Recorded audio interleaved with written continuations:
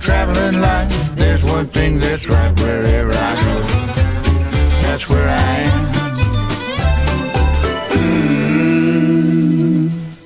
Hey everybody, welcome to the show. Welcome to This Week in Zoltan. This is episode 379. We're back in the studio after a little bit of a hiatus. I got Emma to the left of me, Mike in front of me, and Joker's to the right. What's your name? Dylan. We have a new guy in the group. He's working the ones and twos. Mike's over here. How is everybody? Yeah? Doing good. Doing good, Mike? Oh, buddy, couldn't be better. We're all happy to be back in New York, baby. Yeah. You were off in Atlanta running your comedy festival. Yeah, right into the ground. Right into the ground. Things are fine. I'm fine.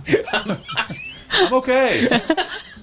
It won't be the last year. There will be more Red Clay Comedy Fest. Ooh, Yeah, fingers crossed, buddy. We'll see what happens.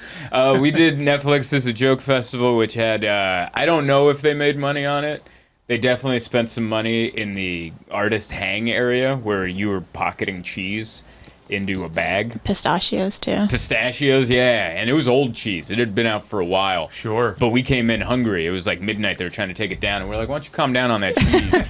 And we were shoveling that in. So, listen, if you're running a comedy festival and you have a cheese platter, you're doing pretty good.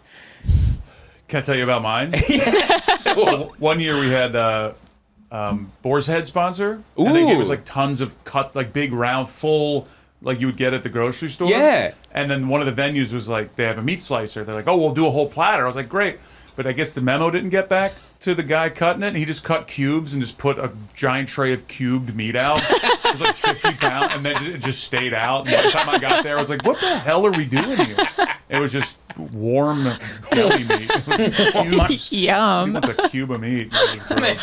Is there less appetizing words than warm deli meat? Come on in. For a band. Come on, come all. Come on, come, don't come. Put your hot toothpicks into this warm deli meat. Before we get too into the weeds, let's get to our sponsor. This Safe Journal is flying off the shelves, and don't I know it, because we are dragging these journals down the street and to the post office. It's hell. It's hell. There's so many orders. But we want more. Safe Journal, because we're running a business, all right? Capitalism is built on greed, and it's never enough. I'm kidding. But we're doing well. We're very busy. We're junking these things down the street in the sun. You just taught me how to fold boxes this morning for people that do multiple orders. And you're a very nice teacher, and you know how to let me know when because I'm I've been the worst employee at every job I've ever had. And every employer has always let me know that. They've always very kindly went like, we hope comedy works out for you. 'Cause, good Lord, are you the worst employee we've ever had. Zoltan, this is training day. And I knew this about you, so I purposely tried to be nice. But there were moments where I'm like, just get it already. Yeah, because I folded it wrong. And I'm like, I haven't even had a coffee yet. It's 8 a.m. Let me fold it good. Yeah. I'm just a bad employee. But you did it. I did it. Yeah. And then we trucked them all the way down to the post office. We looked those government employees right in the face. And we said, deliver these to these good customers, you commies. And we're very nice to our local postal people. And then we cheesed it out of there. Mm-hmm. But that's not a plug I got to get to the plug. You might be sitting there, this is your first episode watching this or listening to this or having this on in the background going, how do I turn it off?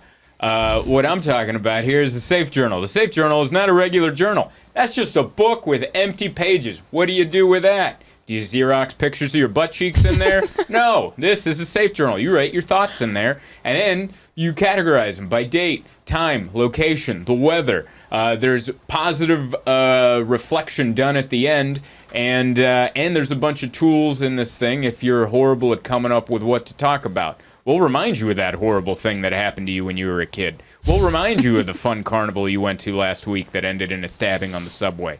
We'll remind you of all of those things, and you can jot them down in the Safe Journal. And if when you buy it at checkout, you throw in my name at checkout, Zoltan, Zoltan, you get 25% off and a handwritten note by me. And these handwritten notes, boy, are they off the wall. Sometimes I give you lottery numbers. Sometimes I complain about the boxing fight that I watched the night before. Sometimes I just tell you how I'm constipated. I'm waiting for this coffee to kick in, and I was hoping that the writing would help jostle my intestines into action. But that's all besides the point. Get yourself a Safe Journal. Safejournal.co. Not .com, .co. 25% off. Zoltan at checkout. Handwritten note. Thank you. Thank you. Everyone has to clap for me because I have very low self-esteem. It's in the contract. Yes, it is. Speaking of low self-esteem, Emma had to be around because we've been home the last couple weeks. Like, this is the most I've spent in New York in a while. And I had, what was it, 2 weeks ago? I had 3 spots in a row, which is big for me. Wednesday, Thursday, Friday, and whiffed all 3 sets. All 3 sets all went bad in different angles, different variations of going bad. And then it got to the point where I came home and I was like, I think I forgot how to do comedy. I think I don't know it anymore. And I was so doom and gloom. Yeah, it was a whole crisis. It was like I was just sad. I just sat on the couch like this, just. And you're like, are you going to be all right? I'm like, yeah, I just don't know how we're going to make money. I just, if this continues, I don't know how we're going to pay the rent if I forget how to be funny. And it was just one of those it was a good 3-game slump. Sure. You know? What, do you want to plug the shows? It was, you know what the best part was, which makes me feel ultra worse, and as comics, you guys can relate. The shows weren't bad. Like, They're the worst. Yeah, Everyone around me did great, but for some reason the crowd sucked for me. dude. Like one of the shows, it was a small crowd in an art venue, and I did well considering the situation, but it wasn't a good enough show to lift my spirits from the bad show I had the night before and the next one that I would have the following night. But all the other shows, the person before me and after me did great, and I was just this abscessed molar in the middle of the show. It was just like, I don't even, and I'm one of those guys, like when I was like, everyone needs to clap for me. If my opening joke doesn't work, I crumble. Dude, I crumble, my lips start sticking to my teeth, and I'm like, they know I'm a fraud. And then now I'm just trying to climb back, and I'm pulling jokes out of here and there. I had a whole thing I wanted to work on, and I've abandoned it. And it's actually one of the things I really respect, and I've seen it a lot in New York comedians, where they don't really care how the beginning goes. They're like, I'm gonna get you. Like, I remember one time I saw Sean Patton go up at New York Comedy Club, and One of the worst in the business. Just sucks from top to bottom. Truly one of the most talented comics, and the first few minutes the crowd wasn't with him for whatever reason, and he stuck with it. Not only did he stick with it, he didn't abandon the bit. He didn't jump to something else. He dug his heels in more. And he's like, oh, you don't like this? Why don't I push it more to the edge? And in his 15-minute set, he ended up winning them over and ended with a giant applause break, like they just saw Jesus turn water into wine. And I was like, that's amazing. I don't have that. Yeah. I'm one of, like, I always compare everything to fighters because I watch a lot of boxing.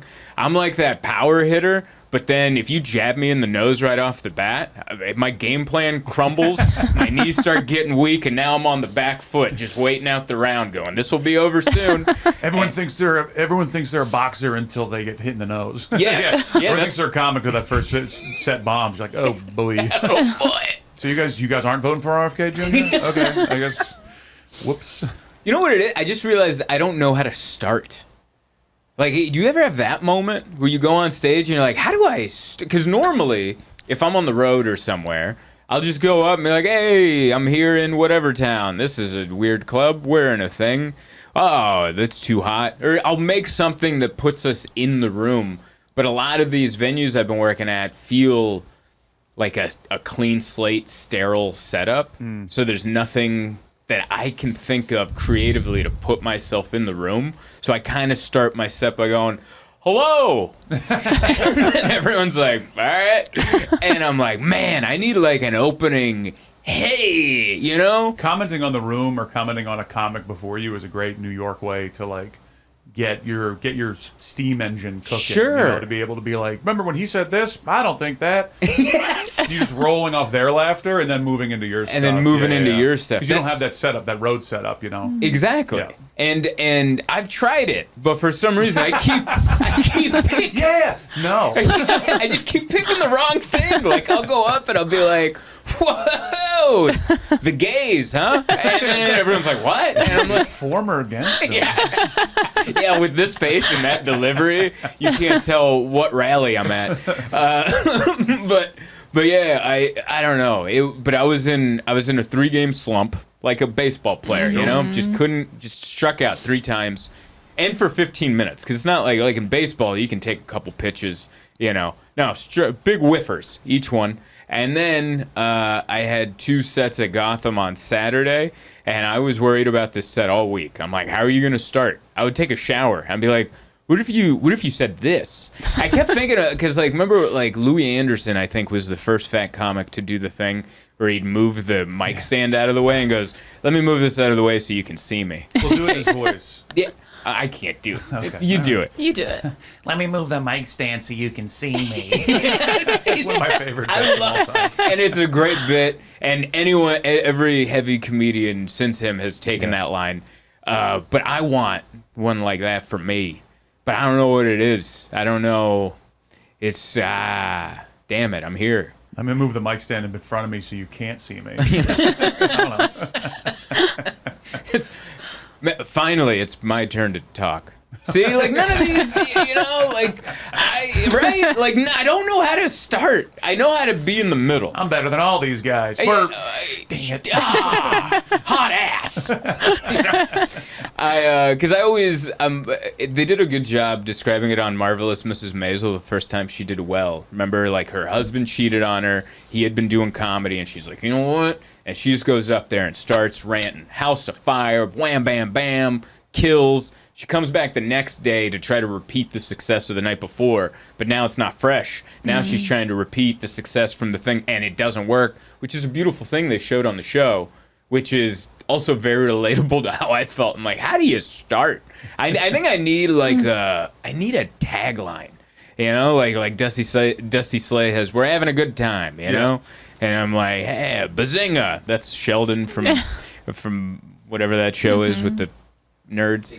Big Bang, thank you so much. Show with the nerds. Show with the nerds. And yeah, I think that's what I need. But then I had 2 good sets, and then I was high on life. Yeah, I didn't realize how sad you were until the following week where you had the 2 good sets. And I came home. And you came home, and I'm like, whoa, you're a different person now. Like, yes. That was a whole week of hell. Yeah. Well, which is you have to put up with it. Yeah. Because here's my mood. I have, I don't know if I'm bipolar, but I had a crazy aunt, which I think that's in the checklist. But, that was her diagnosis, was crazy back in the 40s. Yeah. She was in Hungarian diagnosis. She was only allowed soup on weekends. And they had a cold soup. She's going to throw it. Yeah, she's going to throw it and put it in a plastic bowl. All right? She will turn those shards into shanks. But like, I'll either be really happy or kind of, it's the medium that's hard for me. Because like I was so sad all week. I was just, I don't know if I know how to do comedy. And I didn't have another spot. I was like desperately trying to get another spot to get the taste of the bad sets out of my mouth. And I couldn't get one. So I just had to sit with it. I just had to sit, like remember when we imagine taking a bad bite of fruit, a real bitter, mealy, worm-infested pear. And then that taste on your tongue, imagine it doesn't leave for a week. Imagine it just sits there going, remember me? I'm still here. And then but that's what it's like. And then until you have another good set, then you can finally cleanse your palate. But yeah, that's how it was. So I was sad all week, and then I came home after those 2 sets, and I came in like Kramer. Like I just slid in and then did a pirouette, and I just started, hey, Jerry, I'm back, baby. You know, like every word with... Yeah. And then exactly. And then my mood came back. So I'm sorry to put you through the roller coaster ride. I'm starting to get used to it. So you are starting to shut me out, which is good. I think whether I'm happy or sad, you just like, yep, this is temporary. Yeah. Like you've come to realize that whatever the mood is that I'm bringing to the table is temporary. It's like cubed meat that you would leave out at a comedy festival. It's this is temporary, and eventually we will throw it out. That was the only reviews I heard that year. They were like, the meat was weird. Shows are great. Shows are great. All right. My bad. We lost Boarheads as Boar's Head as a sponsor. That particular Boar's Head branch went out of business. I don't know if it's any relation to my festival, but they didn't fare well. Yeah, the Netflix thing was really cool. It was just like we saw so many famous people that eventually it just went, whoa. Like even not even part of the festival. Like when we first landed on our flight, Matthew Stafford was on our flight, the quarterback for the Rams, and he was just standing there in first class as we were all deboarding. I think he was waiting for someone in the back. That means he put someone in the back, which is very funny. It was his wife and kids. What the hell was that? This guy made $75 million his rookie year. Yeah, he did. What are we doing? But the best part is we're getting off the plane. I think you were ahead of me or behind me. I just remember walking by going, whoa. And because that's how I react to famous people. I point at him and I go, whoa. And then as we got off the plane, I told Emma, I was like, that was Matthew Stafford. She goes, I don't know who anyone is.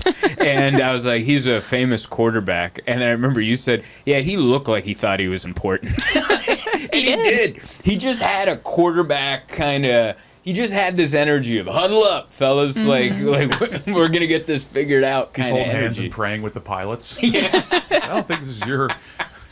We had our ticketing people hit us up. They're like, hey, Will Ferrell's coming to Red Clay to see Rory Scovel. And we saw his ticket. He bought a ticket. Whoa. And we were like, what? So we were going nuts. We were like reaching out to PR people. Like, can we get him? And then like a week later, I looked through the thing and I was like, let me just double check. And it was just some guy named Will R. Ferrell at whatever. And I Googled him. He's just a real estate guy in Atlanta. We were all like, what are we? We were telling everybody Will Ferrell's coming. Like internally, we were so excited. And we were like reaching out to people like, hey, you should come. Will Ferrell's going to be here. For like different comics like we wanted to have show up. And he didn't. I mean, Will Ferrell showed up, but it was the real estate guy. Oh my, can you imagine how many disappointed faces that guy sees on a daily basis?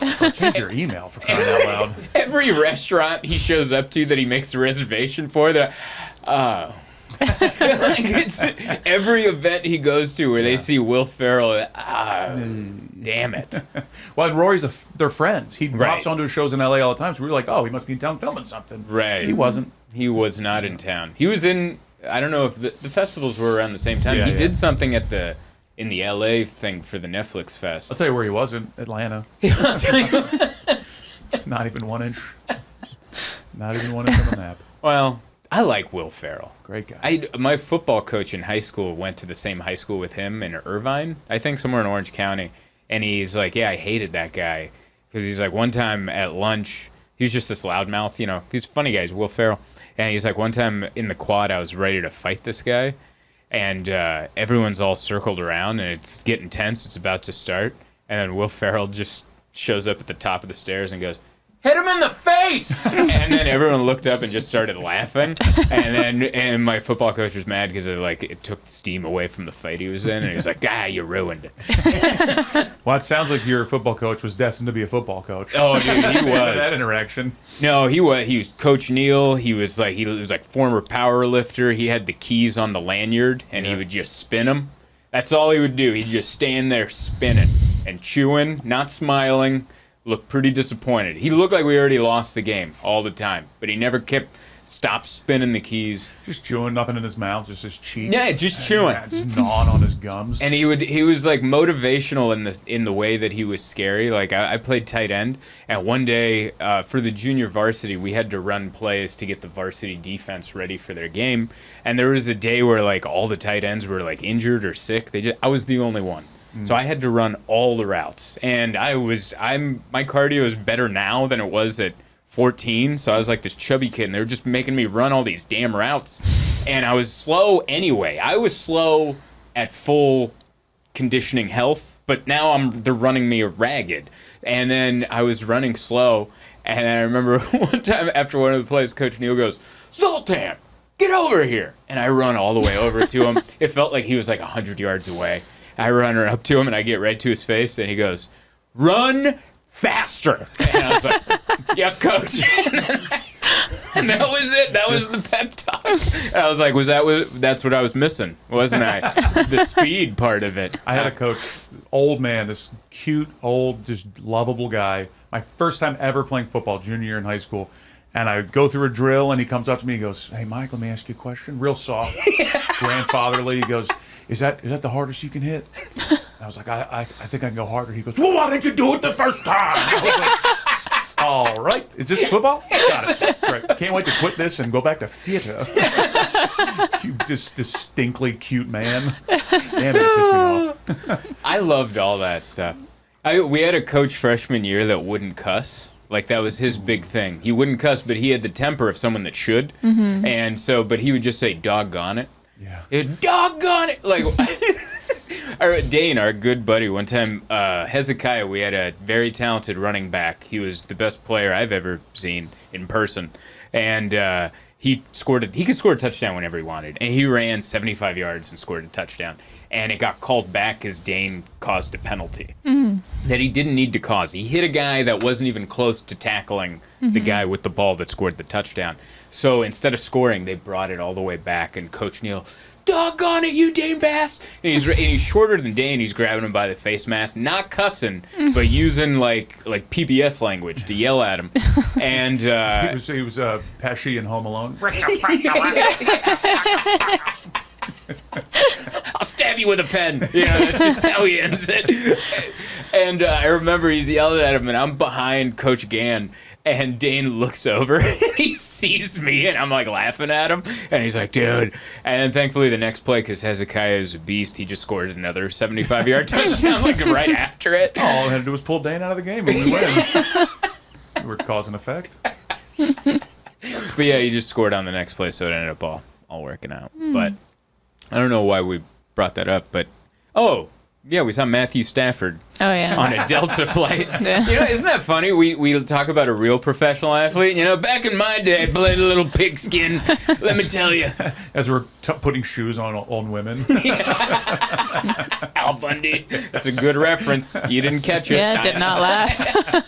I knew you'd get it. I know. Yeah, I'm there for all of it. We saw two quarterbacks that day, because then we went, after we landed, I did a set on my buddy Dustin Nickerson's show at the Improv, and I go into the green room, and there's David Carr. And apparently he's friends with David Carr. They had seen each other come out to a show. And then I'm like, how many quarterbacks are we just going to see? And she brought this up. She's like, are all quarterbacks beautiful? Because you saw David Carr, we looked up his age. He was like 40... something, Yeah. And then you're like, his face is like, It's just so chiseled so perfectly. that's what quarterbacks It makes are. no sense. It's very hard to find an ugly quarterback. Well, David Carr's 33, so. No, Derek Carr. Oh, Derek David Carr, the original quarterback, because there's two of them. Got it, yeah. Yeah, he was the first quarterback for the Texans. 44, yeah. Yeah, you're right. 44, but he looks younger than me, and I just turned 37. Yeah. So he's got I don't know if it's facial work, because if it is, it's immaculate. They really hid the stitches well, you know. But he was a gorgeous man. He was just sitting there, and I'm like, good Lord, and they're greased. How do these, like, what kind of lotion are famous people using? They have a shine to them. Yeah. Like the rest of you and me, not you look great, but you and me, we just have a dullness to our skin. Just kind of like we worked on a shipping yard. Just dry. Yeah, just kind of dry. Just Dylan's 39. Look at him. Yeah, how old are you? I'm 23. Yeah, you look fine. good. Yeah, you have a very young You do his face. face. Yeah. I don't know why I lumped you in with this. You're looking great. But me and Mike, we look like we've done some longshore. Yeah. Like we Worked in the sun a bit. we've seen defeat. Sure. Is just what our faces look like, and these people, and I know David Carr has seen defeat. He played for the Texans, and his career was sabotaged by a horrible team. He was the most sacked quarterback in history, and he looks like he's never been touched. He looked immaculate. Just seeing famous people was so badass. Remember, we ate sushi, and we saw Christina Ricci's weird face. Oh, yeah. You pointed it out. You're like, I think that's somebody, because she doesn't know anybody. Yeah, they just look slightly familiar to me. Yeah. Like, that could be a famous person. Yeah, and then I looked. There was like I did a thing with the phone, and I just went. I'm like, that's Christina Ricci. That's Casper back there. Like, that's Black Snake Moan. I just start listing the movies that I know. Loud. Yeah. It was fun. It was fun to see all those celebrities that I spoke to none of them. Sure. Yeah, because that's how I do. They were scared to talk to you. Yeah, I bet they were. I bet about they it. were. Because I always embarrass myself. Like, I did the 5K, the Burt Kreischer 5K thing, and Jelly Roll was running it. Well, walking it, whatever Jelly Roll. there. Yeah, he was there. Yeah. And for the record, I beat him. I beat him so bad. Well, there's a reason his name's not Protein Shake. You know what I mean? I smoked Jelly Roll for the record. But the track like goes up and then comes back, so you like loop back the way you came. And there was a point where we saw Jelly Roll, and I was like, oh, it's Jelly Roll, and I had my phone out and I'm recording, and he was like walking towards us, and he had his hand out like for a high five. I thought it was for me, but it was for like some guy behind me. So I like reached up, I'm like, yeah, Jelly Roll. And then I could tell like at the last minute his arm's over there, but I didn't give up. I reached back as I'm running the other way, and I'm like, yeah. And it hurt my shoulder. And then I kept running. I was running with Dustin Nickerson and Greg Warren. Love Greg Warren. Yeah, he's so funny. It was my first time meeting him. Was running this 5K. And I was like, I just shook his hand, and Greg Warren's like, that's cool. And I'm like, he wasn't trying to shake mine. And he's like, that'll happen. But that's how my interactions go with famous people. I'll take a high five from someone that it was definitely not meant for. At least you didn't hug the air. I've done that. I talked about that on Yeah, here. you I did. hugged the air at a dinner party. You don't know that. I was leaving a dinner party, and I thought this guy was coming in for the thing, where you do the thing and the thing. And he was coming in for neither of those. He was trying to hand my wife a coat, and I just did this, like, right in front of him. I did this, and you caught it. I think he noticed it, but he's like, I'm gonna let that go. I did not. Yeah, my wife will not let it go. And she's like, did you just hug the air? And I was like, yeah, trying to pay respects to the atmosphere before we get out of this dinner You ever get party. people asking for you think they're coming to say hi because they know you as a comic, and then they're like, can I take a picture of my family? That's happened. I was in the Outer Banks. I did shows there for years, every year, and I was at this local bar, and this guy, they keep looking over at us, and I was like, I didn't think so, but when he approached me, because I'm so sorry to ask this, I was just ready for it. Yeah, it's me. Nope. He's like, do you mind taking a photo of my family? I was like, oof. Becky, you can do that. I got to sit here and sulk for a bit. Speaking of people recognizing you, somebody left a comment on the last episode of the podcast saying they recognized you from, what was it? Judge Alex? Yeah. Why do you have the most interesting resume of any person I've ever encountered? You can call it interesting. You could call it makes no sense. It hasn't done anything for my career. Yeah, you could call all those things. I think sued me and my. Do you know Ben Palmer? He's on online Palmer trolls. He's the guy that trolls and like creates fake accounts for like Walmart and Delta and Pepsi, and he pretends to be customer service. Oh, It's amazing. Okay. So me and him, back when we were first starting comedy, we sued each other. I sued him on Judge Alex, and those are real. So we had to create like a whole fake backstory. We had to do a whole thing, and I sued him and won on Judge Alex. and he had to pay you. No. This is what people don't know, is that the winner, the loser, the production company pays on their behalf.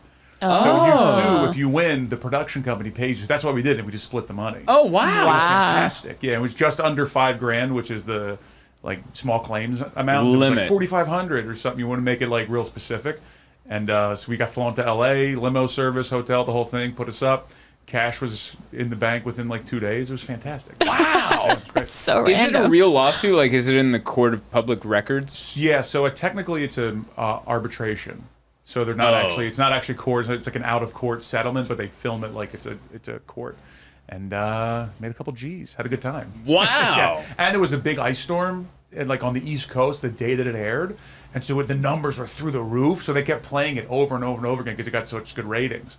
And so a lot of people saw that. Wow. That is so Yeah, funny. it's Yeah, pretty we great. had 2 people comment on like the last episode. It was like, was Mike on this Judge Alex? Yeah. And I was like, what? And then we look it up, and sure enough, there you are. Yeah. I'll kick his ass now, or whatever. That's not even how you And sound. Ben made a career out of it. So Oh, wow. he's done it like 10 times, I think. All different shows. That's crazy. I think the main thing we can learn from your career, Mike, is that never say no to anything. Roadie for Metallica, Yeah. interviewed Madonna or whatever. Dennis Rodman, but very Dennis, similar person. yeah, they dated. Never seen them in the same room at the same time. Yeah, no, you haven't. And they've swapped DNA. They dated in the 90s. So, You know what's so funny is when you were like, oh, somebody recognized you. I was waiting for something good, just like I was waiting for someone to take a picture of me. I was like, the bad one. Okay. At least it wasn't Like Swamp Murders. I did a stint on Swamp Murders on Discovery ID. Did you really? Oh yeah. What, as a recreation actor? Yeah, reenactment. Wow. And there was such a poor production that they did a rehearsal, and they were like, just get your marks, do your thing, do the line, and they're like, all right, moving on. I was like, that was what? And that's the one they used, and it's the worst acting on earth. Wow. It's like, oh hey, whoa, where's the thing? Okay, I think I got it basically, and that's when they used. It's like, not okay. the worst acting on earth. Is there anything else we should know? I don't think so. Okay. I think there's. I feel like there's gonna be so many more. Because he but- forgets. I Yeah. think he's forgotten all the things he's done. And then, Yeah, I implore the people that listen and watch the podcast, do a good, hearty search on my You account. can find some stuff. I did some commercials for McCormick. It looks like a cooking show. Oh, That was that one. They'll pop up. that's cool. Yeah. I wanted to, you know. Yeah. It's definitely not the worst acting you've ever seen, because I was in a Christian production movie called What Would Jesus Do? Or When Will Jesus Return? When will Jesus do it? Yeah, When Will Jesus It's just a rapture movie. But the movie was shot very much like that. Like, we would do a scene, and like there'd be 4 of us in the scene. None of us got our lines right, and the director would be like, "Got it, moving on." And I'd be like, "No, we didn't. No, we did not get that." It's like visibly me stammering, going. I'm like, I don't think Jesus was ever like Porky the Pig, you know? Yeah. Yeah, please don't watch. It was very fun to be a part of, and everyone was very sweet. But I'm not a good actor. And if I'm gonna do a good job, I need like 100 takes on every scene. Yeah. That's right, because I've never even watched it. I watched it. Yeah, you watched it. It wasn't as bad as I thought it would be. You hit the bar real low. Why was your bar low? Because you kept telling me it was really bad. Oh. And so I was expecting the worst, but it wasn't that bad. I'm also, you know what else gets me very... It's also why I like doing stand-up. It's because there's an audience there, so you know how you're doing the entire time. Right. And on a movie set, or you do anything else, writing a sketch, being in a sketch, doing something like that, you're like, was it that felt fine or that felt bad? But I also don't know how you're gonna edit it. You Yeah. know, like I don't know how it's all gonna play out. But yeah, I need immediate reaction. And I was just like, I don't know if there's anything there. We definitely laughed a lot on set. It's just it wasn't captured on camera. Right. For the first show, real show I ever did on a sitcom on BET for a couple of years. Yeah. They the director, I obviously screwed up the entire time, and then finally I got it right, and I said, "Hey, did I get it?" And she goes, "Did I give you notes that time?" I go, "No." She goes, "Well, I guess you got it." Oh my God. I was like, "Okay, well." I was very Wow. upset that I was not getting it for a very long time. She was like, "Okay, you got it." It's like, "Oh, this is how that works." All right. I've been yelled at on a set. One time I got hired to do a hosting thing by a production company. They were trying to pitch something to Live Nation, like for their club music venue, like some kind of video thing. And I was the host for the pitch of it. But maybe if it got picked up, they would have picked like someone else. But we were in this hot studio. It was a bar. It was a music venue in LA with no air conditioning. Sure. And it was in the middle of summer. And they were paying me really well. Like I was pumped to get the job. No audition. They just like picked me. And the director, the guy producing it, was like so mean to me. Like I couldn't. There was this one thing right before lunch. I was trying to say I forget the band's name, but I couldn't like land it the right way. And he's like, "No, like this." And I'm like, I did it again. Then I was like doing it like him. He made me do it like 50 times. I'm sweating, and I only brought 2 black shirts. Sure. So after a few minutes, one of the camera guys is like, "I'm seeing a stain or a shadow." And they're like, "Oh, he's sweaty." And then so and then I had to take my shirt off in front of everyone, which is already, growing up as a fat kid, that's already really hard for me to do. And I had to hand it to this poor assistant, and her job was to blow dry my sweaty shirt off camera, and then they gave me another shirt, and then that would last like 10 minutes because now I'm still messing up this line. He's yelling at me, and it's hot. So then he's like, "Oh, he's sweaty again." So I was like being bullied. It felt like high school. And this poor woman, she's just trying to get into the filmmaking business. She wants to work for like James Cameron or like a real director, and she's over here having to blow dry my pits on my shirt because I can't figure out how to say Arctic monkeys the proper way. That's how you know it's a good set, a good shoot when you have to bring your own clothes. Bring us clothes options. Oh, so we're not getting paid for this, are we? I think I might have been the only one that got paid for it. But yeah, I remember after he's like, "All right, let's get to lunch." That's how that first half of the day ended. And I went over to I think the makeup person or some person that had to do something to me. And I was just like, I just needed someone to confide in because I just felt so alone. And because I'm the only one on camera. So it's just a whole crew and me sucking. Everyone's totally doing their jobs. Cameras are pointed the right way. Boom guy's crushing it. Lighting guy's killing it. Director's yelling. And I suck. And everyone's just like, yep, you suck. And I just had this moment with, like, I think the makeup lady. And she was like, I was like, man, I just can't get that line right. She goes, I don't know what his problem is. I think you're doing great. And I'm like, oh, I wanted to hug her. I'm like, she was like a mom. She looked like my mom. And I was like, I need 100 more of those. You know how I am. I need, just like me having a bad show, I need a room full of 100 people going, woo! Positive reinforcement, dude. Like, that's who, my constitution is weak, dude. Like, you put any adversity in front of me, I will quit. I think that's every comedian, though. I don't know. Some are good at it. Yeah. Some like lean into it. Like the Bill Burr against Philadelphia thing. Did you ever hear about that? One time he went on, this is like 2006, he went on stage in Philadelphia. It was a big festival. Non-famous Bill Burr. Yeah, this isn't, he's not famous yet. So that's very important. But this Philadelphia audience, the show had been long and they booed the last guy off stage. So that's a hostile Philadelphia crowd. And Bill Burr goes up there and they start booing him. He goes, I'm not, he's cussing at him. He starts making fun. He goes, your only real hero in this town's Rocky Balboa, and that's a fake guy. It's like he trashes Philadelphia for 15 minutes. And the most beautiful part is while he's trashing him, he's counting down. He's like, I'm doing all my time. I got 8 minutes left. And then he kept trying. He's like, I hope all your mothers die and all this. He's saying horrible things. I got 6 minutes left. And he's all Bill Burr and stuff. But that fits his persona. I would be over there like, hi. You'd be same but different. You'd be like, 4 minutes. Like, oh, God. I don't get paid unless I do every second of this 15-minute set. Ah, dear. So, someone told me once on set, they said, everyone here wants you to win. When you're being filmed and you think you're screwing up, they're like, everyone here's on your team. yes. So use that to get through the scene. That's Like, really everyone good. wants you to hit this. Everyone's Yeah. rooting for you. And it changed everything. Like, oh, great. Then you're just like, they're on board with you. It's like they're a quiet audience of cheering you on. And they're all cheering you on because they all want to get out of there, too. That's Yeah, true. that's so true. That's actually why I felt so guilty because like then that shoot day went long, and I'm like, these poor people have families. They want to get home. They're probably texting their wives like, I'm gonna be late for dinner because this guy's an idiot. You know, he's all sweaty. We gotta keep drying his shirts. You know, but yeah, it was. I just like doing stand-up. I like the stand-up-y part, you know? Even when it's bad. I'd rather have a bad stand-up set than just a silent guy behind a camera going. And cut. Are you asking me? Are you here? You know? It's so scary. But, no, it's been a good month. We've been doing nothing. I had my birthday. Oh, yeah. I turned 37 last week. Oh, happy birthday. Yeah, thank you. May buddy. 23rd. Thank you for clapping, buddy. I had a great time at the party.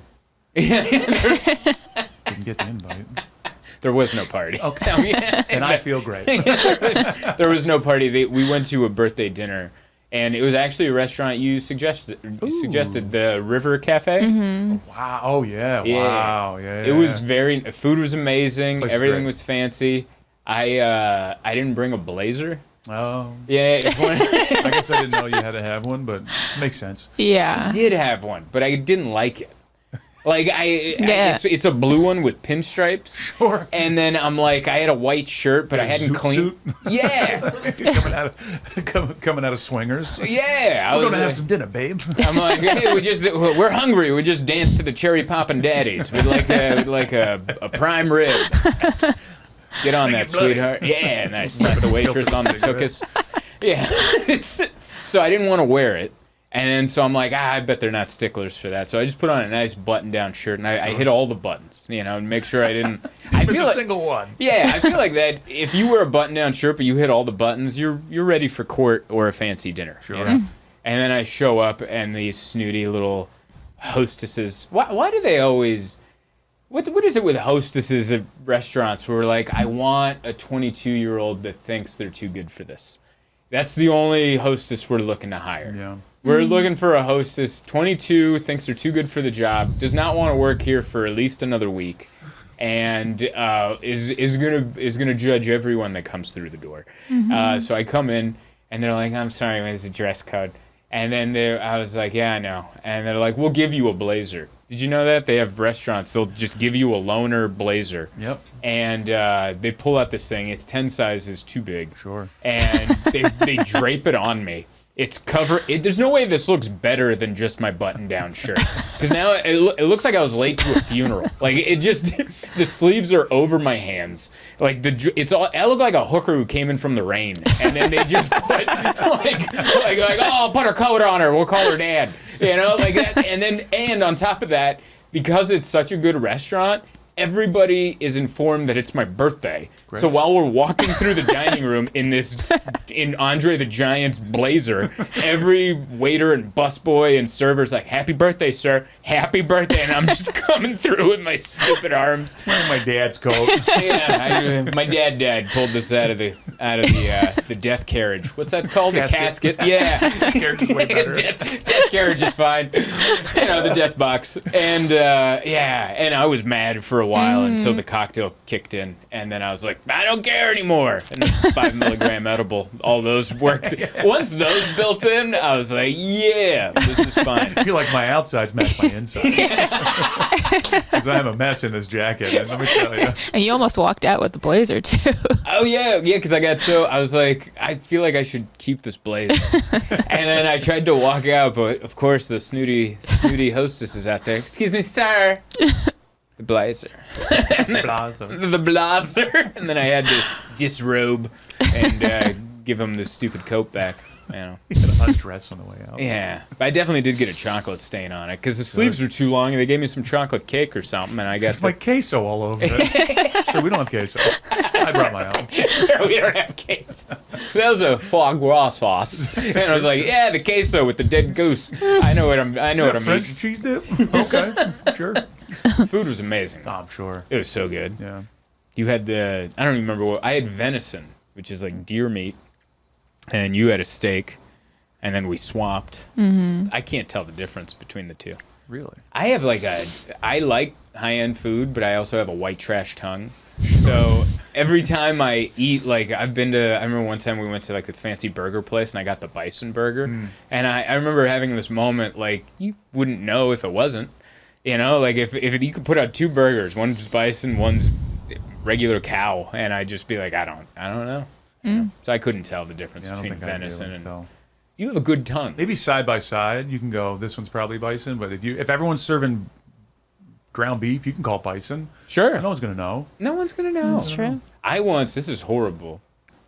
I don't know if I've told this story before, but I worked at a retirement home, and my boss was a whiz in the kitchen, and one time he turned pork into beef for this lady who does not eat pork because she's Jewish.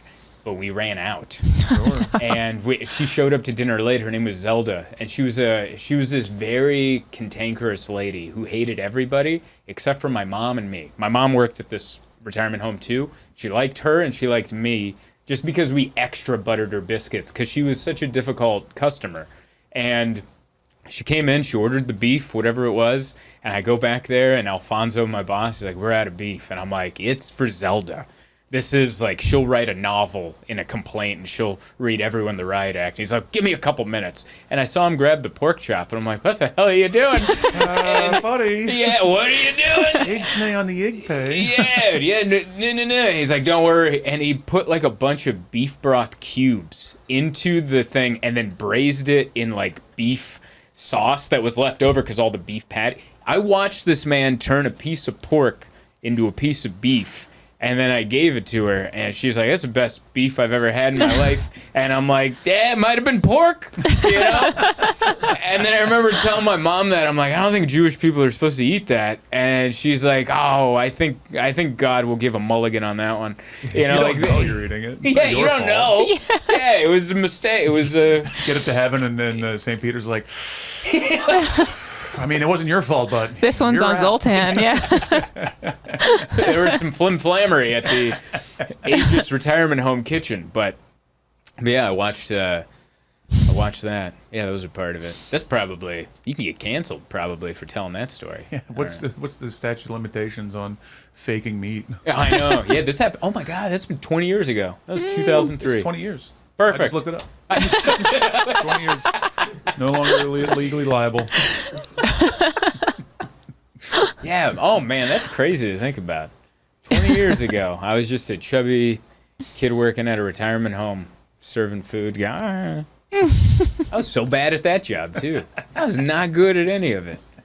I was very vengeful. I was a vengeful person. I'm the reason I'm so nice to food service people. Yeah. Is because they really do see your food before you. And I messed with some, you know. It was never really the residents. Like the residents, because I would see them all the time, I liked them. It was their family that would come visit them, were sometimes so astronomically douchey and mean to the servers. They treated us like we were trash. Like this one person, I remember this lady, she was the daughter of somebody, I don't know. And she was like really rude, and she wouldn't look at me when she ordered. She's like, "I'll have the and then look away like I'm not worthy of being looked at. Sure. And then she, at one point, she dropped a fork. She goes, "I dropped my fork." Oh. And I was like, "Oh, I'll get you another one." And instead, I grabbed this dirty fork from this old lady, Rosalie, and she just had a blueberry pie, and I like flicked the blueberry off of it. And I was like, "Here you go." And she's like, and I'm like, "Yeah, get that osteoporosis. You're gonna get some of it now." Be nice to your server, man. Yeah. Be nice, because especially if they're younger. Because when they're younger, like when I was 14 or 15 or 16, however old I was when I was working there, you have less morals. And you're way more reactive. You're a horrible teenager. It's the worst you'll ever be in your entire life, is those few years while you're getting erections and you're sweaty and everything's upsetting. And yeah, be especially nice to a teenager. Yeah, 'cause they will wipe their ass with your chicken. They definitely will. I never did that, but No, of I mean, course I not. could see someone doing it. Yeah. I could see. You're young enough. You probably still have it in you. I see the fire in the eyes. You know, it's like I might do it. Dip a French fry in the dirt star. You know, Wipe the microphone with. Never mind. let's pull that away. I told him you were a piece of work. I was like, do something bad. he's a lot to handle. But yeah, we had a great time out in LA. We stayed at a really nice Airbnb. It was this top studio of this big house, and it was a classic Silver Lake homeowner. He was a white Buddhist Catholic. We looked him up on Instagram. God, He I was hate LA. white Buddhist, no eyebrows. I don't know if that's a choice or a condition, but we looked him up on Instagram, and one of his photos, he had the smudge, the Ash Wednesday smudge, and I'm like, oh, also Catholic, why not? And yeah, why not rake sand on Wednesday and then go to Mass on Sunday? And your dad invented the Ziploc bag. Cool. What else is surprising from this guy? You The rich third thing, prick. the third thing in his Instagram bio is he is a nurse, a hospice nurse. Huh. So he's a white Buddhist Catholic hospice nurse, tattoo aficionado, because he had a bunch of tattoos and he was Oh. like really into. I thought he arts. just liked them. No, he was like in his whole. We looked this Yeah. guy up, his whole Insta. We could not trace how he would have the money to own this gorgeous house that for some reason he rents out the top studio of for a reasonable amount. Like he wasn't asking for a ridiculous amount of money, and it was you walked by him. He was doing like yoga on a patch of grass, and he talked to you like through his legs. Wasn't he doing down dog? And he's like, "What's up?" Like, that's not the time, you know? Talk to a guy through his meat thighs, you know? Like, oh, how are you? Just watch the blood rush to his head while he's down dog. See that vein fill up? Is everything good in the Airbnb? Yeah, everything. More towels. Use some blinds. Jesus. The place actually could have used some blinds. It was one of those places, like a classic LA place that's all glass. Yeah, it was Which a it was greenhouse. beautiful. We had a view of the Silver Lake Reservoir, but then as soon as the sun, like from noon till it set, the sun's just, you were in a greenhouse. Yeah. Like the AC couldn't keep up with the UV heat blasting through the glass, and they had these blinds, but they were thin, so it wasn't like blackout curtains. It was just like putting on sunglasses, but Yeah. still looking directly into the sun. So we were just in there sweating our asses off, going, "Well, I guess we don't want to live in an aquarium." Yeah, we're Well, getting it's cooked. hot yoga. It's always hot yoga. But yeah, LA was fun. And then what did I do? Made you watch a bunch of boxing. I don't know if you're a big boxing fan, Mike, but they had the undisputed heavyweight title fight a couple Saturdays ago. With the Tyson Fury? Tyson Fury, Alexander Usyk. And if you don't know this, all the big fights now are happening in Saudi Arabia because they have so much money out there. And the audiences are horrible because it's all a bunch of rich people. And it's like if boxers had a corporate gig. Like it's just like when we get hired for a Christmas party to perform in front of like corporate uptight people. That's what it's like to have these major boxing fights in front of all these rich oil, just rich oil money. They just kind of sit there and go, "Oh, yeah, we should leave." Stand him up and kill him again. You stand him up. Yeah, I feel like if they wanted to, after 12 rounds, the main guy, this guy, Turkish Ali, I think is his name. He's like the head of it.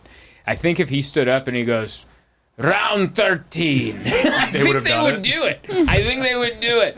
If he just kept saying, "Round 14," and they would, I think they would do it. "Now give them swords." They would just start. Imagine having to hold a sword with a boxing glove. They'd be out there trying. You can't use your thumb. It's a hard one. But we were watching it, and it took forever for the fight to start because we had to listen to the Ukrainian national anthem, the British national anthem, and I think they might have also played the national anthem for Saudi Arabia. And that's where I had this moment. This might have been a 5 milligram moment. But I was like, well, how did national anthem start? And I just started going down that line. Like, there used to be a time where nobody had a song. And it was just like, and I bet it was like one King's like stoner brother. He's like, "Hey man, we should have a song, dude." And then the king was like, "No, that's so dumb." And then like his mother was like, "Come on, let him participate. Just make the song. He'll never be king. He'll never be king. Give Let him." something to do. And he's like giving him a hard time, like the stoner brother. It's like, "You never listen to. I got ideas, dude. We should have a song." And then they made a song, and then they were the first kingdom to have a song. And then another country was like, "What? They have a song? I want a song. Like, why can't we have a song?" And then and then slowly, and now we all have songs. And I think if you break it down to like, how the hell did this start? It'd be really silly because now it's super duper important. Yeah. Everyone's song is such a big deal. You have to stand for it. You can't chew gum. Your hat has to be off. Otherwise, it means you hate the military or something. But it all started as a dumb idea hundreds of years ago going, we should have a song. Wouldn't that be fun if we had a song? Like an entrance music. You know? I just can't. I'm waiting for like Malta to have like an EDM jam. I don't know how to do EDM with my mouth, but it's gonna be some. That is going to happen. Ibiza is gonna have its own national anthem. It's just a bunch of vape smoke and Oh my and God. fast beats. It's gonna eventually happen, right? That is going to happen. There's going to be a moment where one of these white DJs with like a symbol for a name is going to buy one of these tiny islands that has no power, and the flag is going to be vape smoke colored with projectors, and it's just going to be and then with the Epstein Island had his own song, which is Oh, yeah. dum dum da dum dum da dum. Sorry. Just the Undertaker theme song. yeah, it's just like, As soon as they play it, just red fire. welcome to the island. Whoosh. You know, This is a casket match. The hell, I thought I was on a vacation. What's happening with Epstein's Island? Is it like on? We can't talk about it. Oh, we can't talk. We just get thrown off of YouTube right now. Like, whoa, The camera dude. stopped working. You know who else has a song? Who? Zoltan's podcast. Oh yeah, yeah. People asked about that. You didn't hear it, but on the last episode, Mark, my manager, he made a song. It's AI. It is so good. Yeah, and he like gave like I think he just asked AI like, hey, make a song with like Zoltan's tour dates or something, or like telling people to come to the tour, and it's like a good. Like people left a comment like, "What is that outro song?" It's so and good. I hate to disappoint you, but it was made by robots. Like we did not pay an artist. Like this was a robot that decided to throw some notes together and kind of did a decent job. There you go. Yeah. If it works, it works. Yeah. It worked. Oh yeah. It worked. It's your anthem. That's my anthem. My national anthem. I want to try that bit on stage. I think it could work. Maybe not. You should open with it during a showcase show. Yeah, I've heard of nationally. Weird, right? Just go full Chris Farley. Do you guys remember those? Okay. I made her Anyway, way. Jews or something. That's actually who I think about when I'm put into a situation of acting, and people are like, "Hey, we hired you because we like the way you are on stage. So be yourself," which is the worst advice to give to me, because then I think, "Oh my God, who am I? Who am I?" And then I'll just like revert back to Chris Farley. So if like I remember one scene in that Jesus movie, I had to be in the back while these two guys were on the laptop, and I just kept going.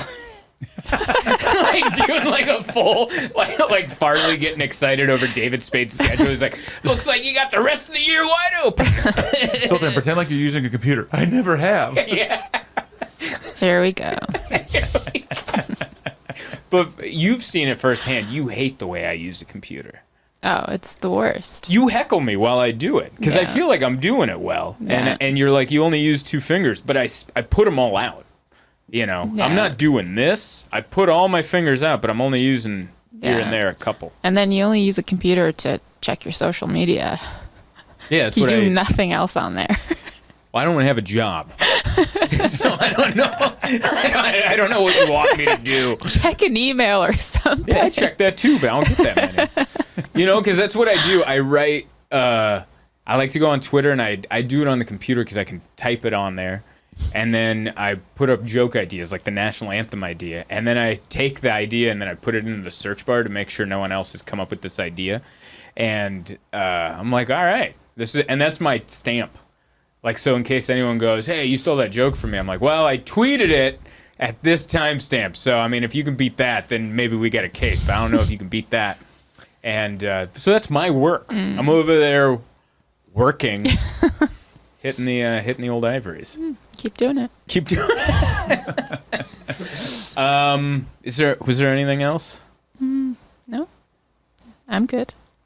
Mike, did you clear your heart and everything you wanted out of it? Yeah, heart's free. All right. Free of all. I recommend you see the new Anne Hathaway movie on Netflix. Oh. Where she dates a pop star, like a Harry Styles type guy. It's pretty good. Oh, I watched that. Did you? Yes. I thought it was really cheesy. Okay, good. Because Okay. I was kidding. It was Oh, okay. probably the worst movie I've ever seen. It was so bad. It was so bad. Yeah. So What bad. happened? It wasn't Anne Hathaway doing really good in acting for a while? Like she did Les Miserables. It The was like acting is fine. it's just she It's gets just the bad. story is terrible. They're Yeah. like, oh, this 40-year-old woman is dating a 24-year-old pop star. Yeah, I told you about Oh, it. you mean the hottest woman on earth is dating a man? Like, Yeah. oh no, so unbelievable. Like, how could he possibly want to date this woman? Like, Yeah, this everyone old egg. Yeah, everyone calm down. Yeah. It wasn't Martha from Baby Reindeer dating a pop star. Then it's like, all right, now we got a story. But for God's sakes, people, she's Does she gorgeous. have a will? What's going on? Yeah, that's tough. Oh, I forgot to mention the last thing. Comedy special. My new comedy special. I was supposed to say this in the beginning. Whatever. Honorary Jones is coming out June 16th. That's Father's Day. Thank you. On YouTube. We tried to give it to the streaming services, the big, beautiful streaming services. They said no. So I'm taking my cousin to prom, and we're putting it up on YouTube. And please watch it, June 16th. There'll be more promo for it, but I forgot to pretend I said that in the beginning. And other than that, I think that's the episode for this week. Sorry, Anne Hathaway. You should be allowed to date 24-year-olds. And goodbye, everybody. Trekking heavy or traveling light, there's one thing that's right wherever